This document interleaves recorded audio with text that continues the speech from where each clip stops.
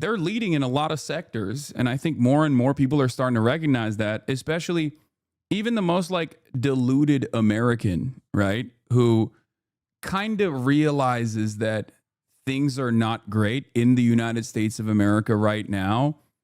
Every now and then they'll see like some crazy next level Chinese innovation. We'll start with his AI take. Okay. We'll start with his AI take first and foremost. Okay. And also let me blast it. Let me blast it. What is this? I'm trending. Oh, this is why I'm trending. I said Hassan Piker asks X followers if lives improved under Trump, draws mixed responses. Popular streamer Hassan Piker questioned his 1.6 million X followers on Thursday about whether their lives improved under President Donald Trump's second administration, receiving over 16,000 likes and nearly 2,000 comments reflecting economic hardships, policy approvals, and personal anecdotes. Responses range from complaints about rising costs and financial strain to rare claims of personal success independent of the administration of support for immigration policies. National polls indicate divided opinions, with 52% believing Trump is fulfilling campaign promises amid persistent economic anxiety and influence from Project 2025 as 2025 concludes. Yeah, I said, is there anyone out there who thinks their lives are getting better under this admin? I get Twitter is the worst place to ask for this, but seriously, because like, I just think in general, everything is getting worse. Like, maybe it's just my perspective. I don't know. Because like, obviously I'm in a unique position. I'm well positioned to be one of the very few people, a handful of different Americans that actually have the financial success where I if I wanted to, if I played my cards right, if I just like leaned into capital accumulation, for example, I could be positioned perfectly fine and actually make out like a bandit, right? But I don't do that because I'm an idiot. It doesn't matter. That's not the point. But like, even then, there is just so much going on that is awful. It feels as though every day things are getting worse. There's so much chaos at the domestic front. There's chaos in the foreign policy front, okay? There's just chaos everywhere. And I don't think people's lives are getting better. Things are incredibly costly, okay?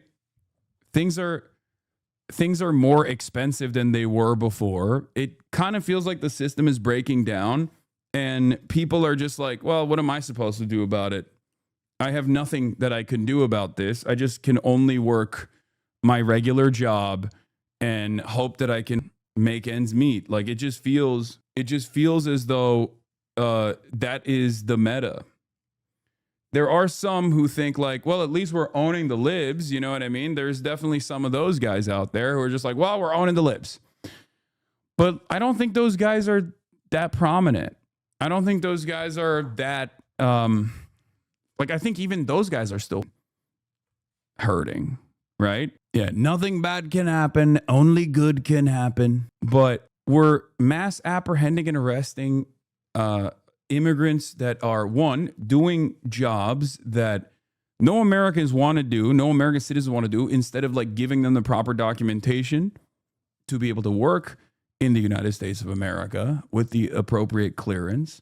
We're even taking away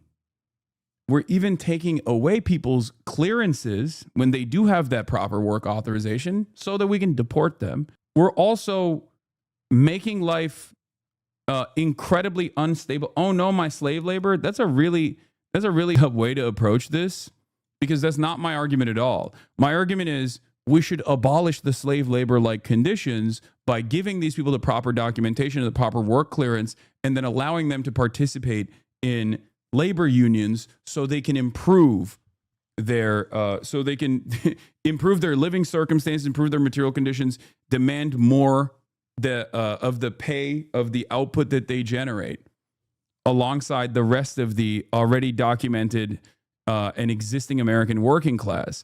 That's my argument. My argument is in the direction of mass amnesty. My argument is in the direction of pro-labor always, right? And the problem is that's not even a condition that people are ready to recognize. Like, they've completely shut off that side of the argument. Fair enough, but there should be proper vetting. I agree. I don't disagree with that. And the thing is, when people say like, oh, open borders, they want open borders, like no one, when people talk about open borders, they don't literally mean that anyone and everyone can just like walk in and out with ease. Like, of course, there needs to be proper vetting and proper clearance. That's why I'm very careful. That's why I'm very careful when talking about like proper vetting is a dog whistle. Come on, Hasi. No. I think it's important to acknowledge this, that like there is already a vetting process.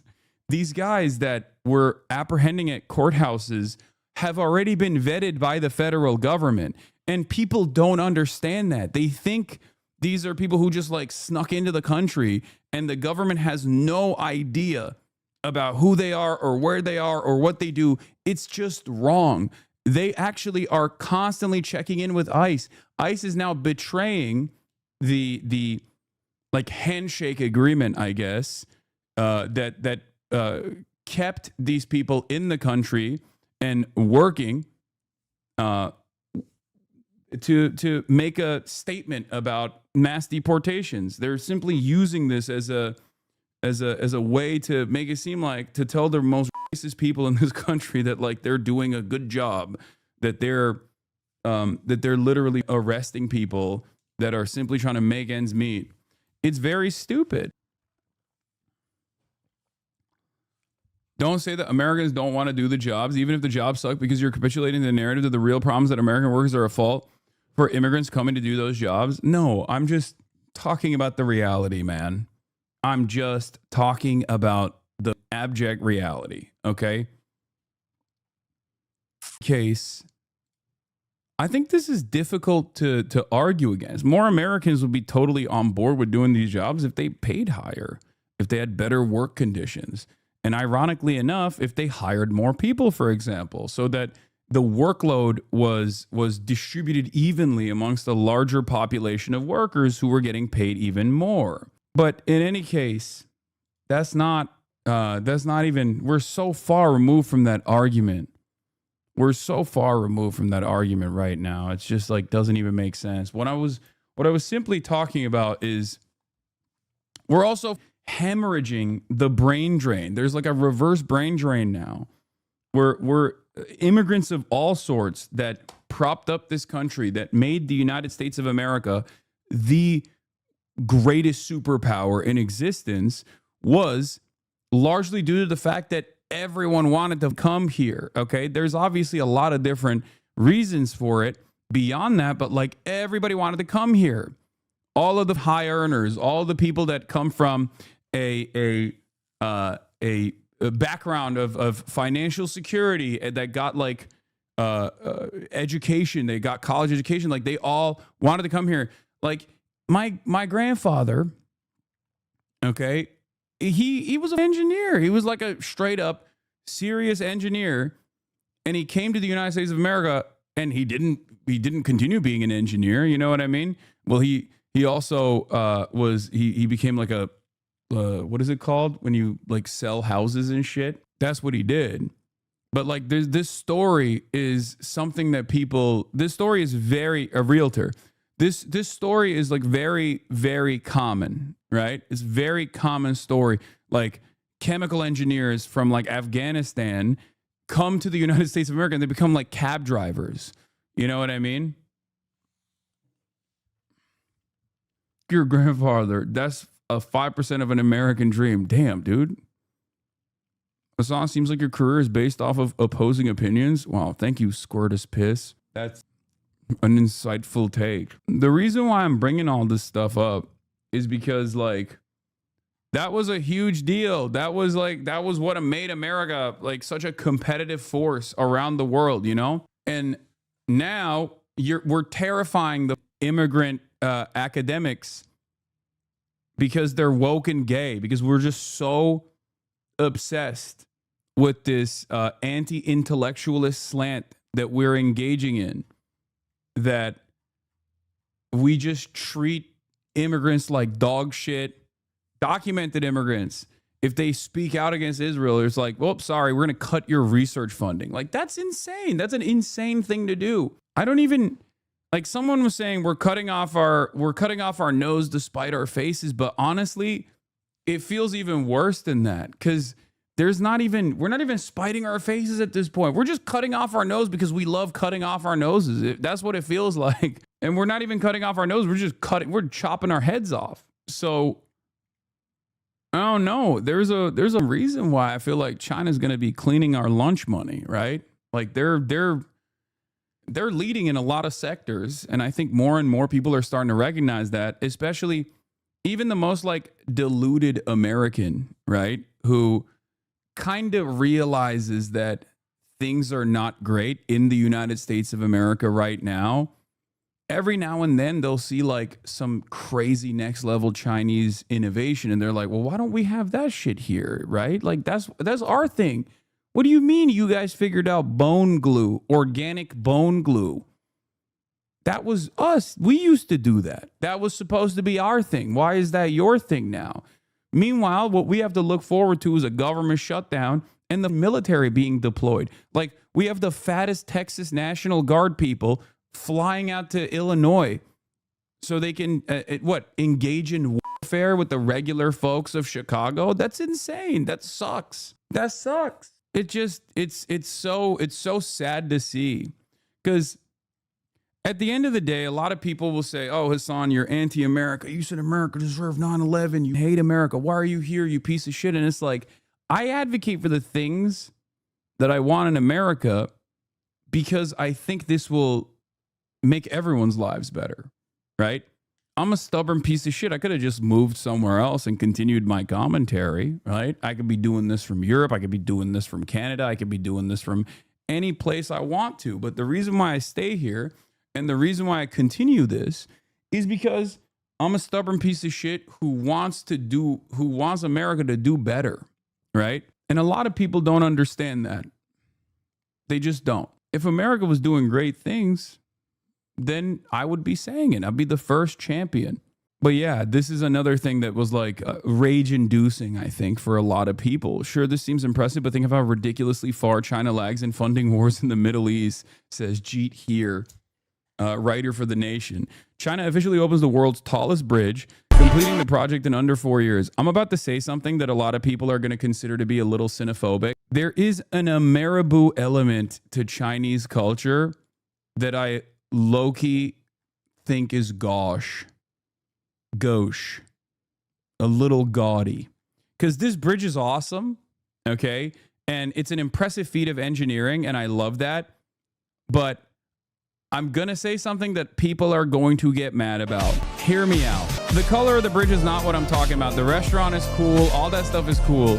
It's the fucking waterfall, dude. It's just like, it's a bit much. That's it. And do I care if America was doing this and they put a fucking kind of lame waterfall underneath it? I wouldn't care. I wouldn't care at all. I'd be like, at least we got a nice piece of infrastructure, right? I think it's very Chinese in the sense that like they do this thing a lot where they'll just like build something so grand, so spectacular, and then they'll just like slap on some unnecessary bells and whistles on it. They love that shit. It's just something I've noticed. Japan mogs China in this field?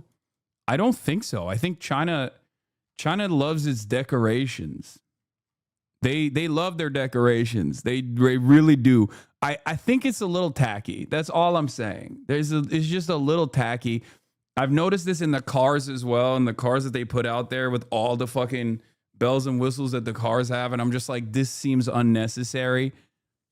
They have a similar attitude about like tackiness that Americans do. I will say.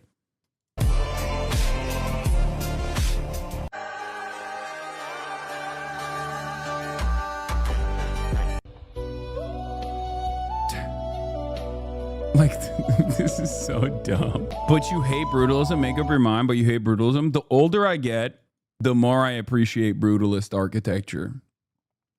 I used to hate brutalist architecture with a passion, and the older I have gotten, the more I found myself appreciating brutalist architecture, especially because I'll sometimes see the like cool, like I think there's like a French communist headquarters and stuff. Like there's a lot of very cool there are a lot of like eco brutalist architecture, for example, that's super sick. I don't know, bro, you were glazing this last year. I guess we all grow. Has he switched from trains to bridges, chat?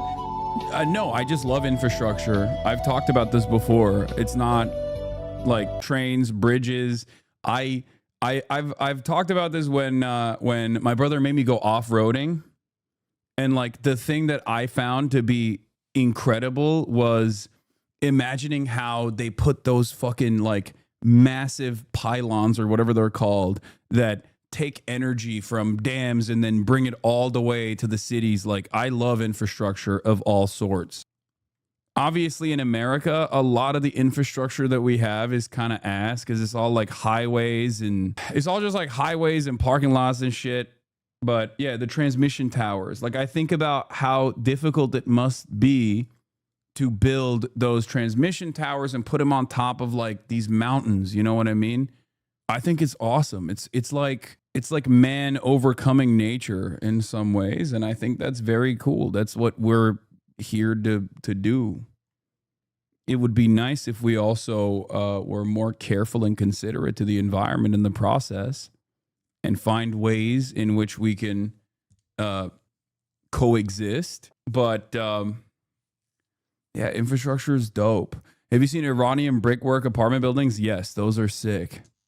Those are also sick. Anyway, the craziest aspect of this, of course, is that this bridge was like, the cost of this bridge is like 3 months of like ICE budget or something. I think it was like $400 million, which is so fucking annoying when you think about it. Yeah, they made it for like 400 million or $300 million or something like that. And it's just like, when you hear stuff like that, how can you not feel?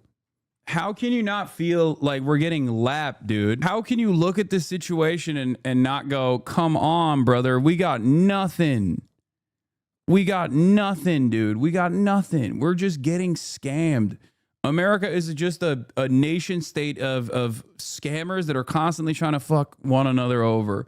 It's like, does it not surprise anybody? Does it not like confuse anybody? If you're maybe like a China skeptic, fine, sure, whatever, right? But do you not look at this and go, why don't we have anything like this? When's the last time you've seen an American project like this that wasn't like a $400 quintillion stadium that had to pave away an underserved community so that they could put fucking parking lots because we don't have any fucking public transit in these major cities? So you have to have a car reliant infrastructure, which means you have to literally fucking open up new parking lots so that people can go and sit in traffic for 3.5 hours when they go to like a massive event. And it's also privately owned and it's slapped with stickers all over it. Are you referring to this, bro? Oh my God, I saw this. There's so many TikToks like this where they'll be like, this is a random tier 4 city. Let's take a look at what it looked like in 2000. This is like reverse Israel, by the way. This is unironically, this looks like the reversed video of what Israel did to Gaza. Okay, straight up. They'll be like, hey, this was a tier 4 city with no infrastructure whatsoever. Let's take a look at what happened between 2003 and 2025. And I'm like, how is that possible, bro? How?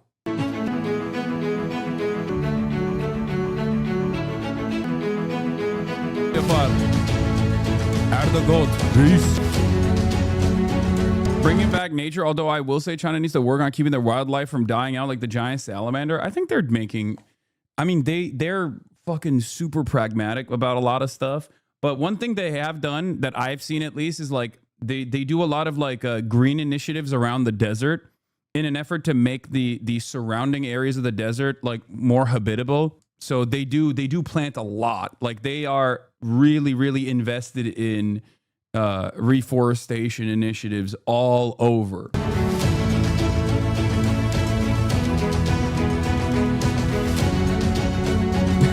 Someone in the chat said tofu forests. Tofu forest, copium. We can't do this in America because there's no profit margin. Yeah.